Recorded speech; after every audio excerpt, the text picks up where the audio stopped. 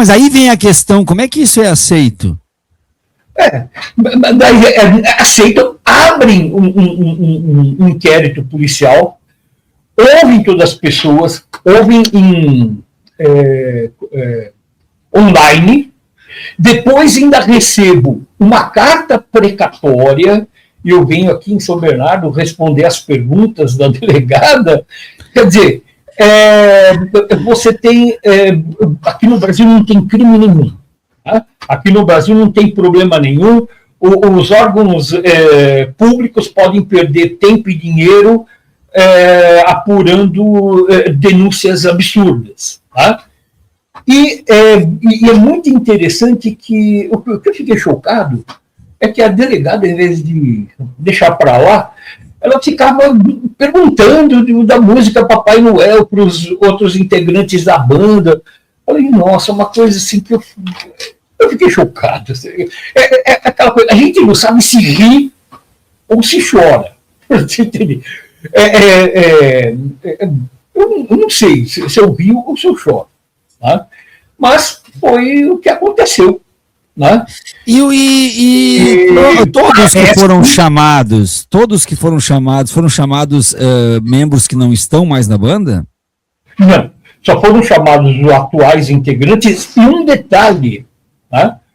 O baterista, que é o membro mais jovem da banda, ele sequer tinha nascido quando a música foi composta e gravada. E mesmo assim foi interrogado pela delegada e teve que dar explicações sobre a música que foi composta e gravada muitos anos antes dele ter nascido. A gente é mais velhinho, a gente é da época da música do Papai Noel, do Garotos Podres, né? Mas o baterista é mais jovem, então, sei lá, uma coisa assim, não adianta, isso daí já entrou para a história, cara. Não tem como não entrar para a história uma situação tão bizarra. Agora... o denunciante, ele chegou a dizer se ele é membro de alguma igreja, alguma coisa? Olha, eu tenho pouco conhecimento. Eu prefiro nem citar esse denunciante, você entende? Uhum. Porque até dei uma pesquisada, assim, mas acho que não vale a pena, você entende? Porque é uma coisa tão bizarra, você entende? E isso daí parece, a última informação que eu tive, é que a denúncia foi arquivada, menos mal. Mas eu corri o risco de responder um processo criminal por causa de um monte de denúncia caluniosa. Claro. E entre elas a mais aberrante e ridícula, Papai Noel. Eu acho que, pelo menos, para a denúncia ter validade, quem deveria ter prestado queixa era o Papai Noel, e não esse denunciante. Era o Papai Noel que devia vir pessoalmente com o seu trenó e com suas renas me denunciar, ora as bolas. Claro. Quando foi que isso aconteceu? O primeiro capítulo disso faz quanto tempo? Oi? Isso começou quando exatamente? A primeira notificação, a primeira coisa, quando é que começa isso? O show faz tempo. O show ele ocorreu em fevereiro de 25. Passou alguns meses aí que recebemos a notificação, a intimação, na verdade. Né? Pois é. Daí eu prestei o depoimento. Daí o Ministério Público determinou que eu visse os demais membros. Daí toca os demais membros. Tal.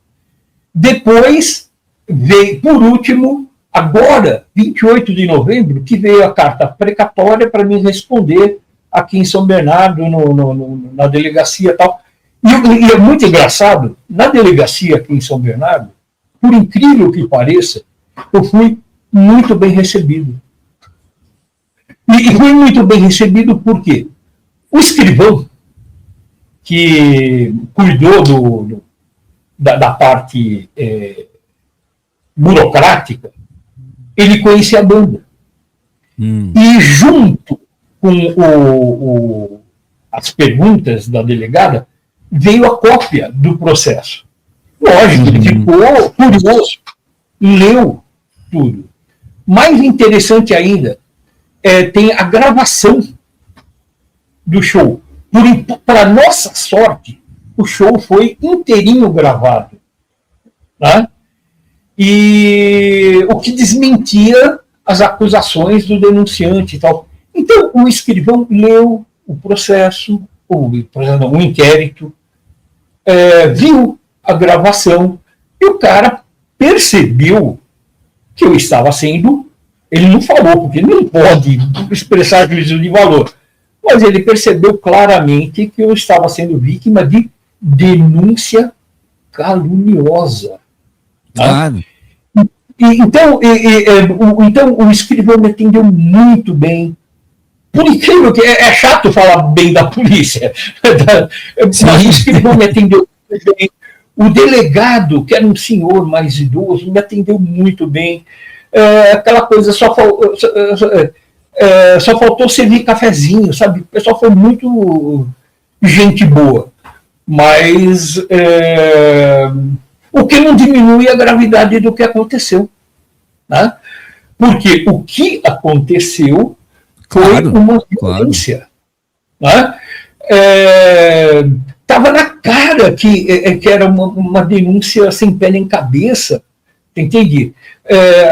Quer dizer, então, se você fala que vai sequestrar e matar o Papai Noel, você está fazendo apologia à violência e as pessoas vão começar a sair por aí matando e sequestrando porque você cantou uma música que incentiva a violência contra um personagem fictício, contra alguém que não existe, alguém que é incapaz de vir pessoalmente prestar queixa contra mim. É impressionante. Agora, Mal, eu queria assim, não mudando de assunto, até porque eu quero deixar esse tema como pano de fundo, mas eu queria te ouvir enquanto intelectual, se tu faz algum tipo de cruzamento com este fato, com o que a gente tem vivido no Brasil atualmente, de um avanço evangélico, de um avanço de um cristianismo, de um recrudescimento, de um ultraconservadorismo. Tu consegue ver, identificar, colocar isso como um capítulo de tudo que a gente está vivendo? Professor Viário, você matou a charada. Nós estamos vivendo um período muito difícil e perigoso.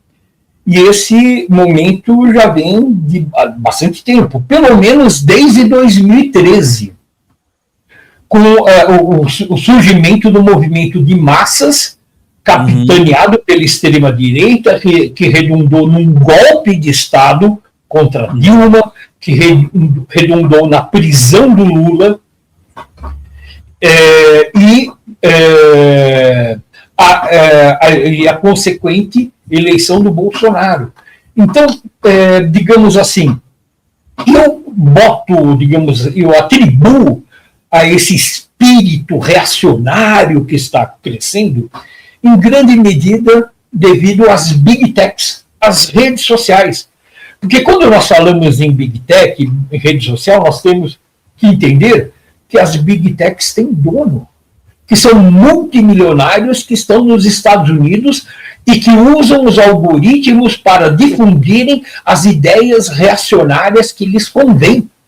Foi assim que deram o golpe contra Dilma, que ajudaram a prender o Lula, foi assim que fizeram a Primavera Árabe, foi assim que derrubaram o governo legitimamente eleito na Ucrânia, estabeleceram neonazistas na Ucrânia, que agora está levando a Ucrânia para o precipício. Foi assim que elegeram Milei. Javier Milei é um político de quinta categoria, praticamente desconhecido, que se tornou conhecido através das redes sociais. Então, nós precisamos ser muito cuidadosos, nós devemos levar as pessoas à reflexão, porque nós estamos vivendo tempos difíceis.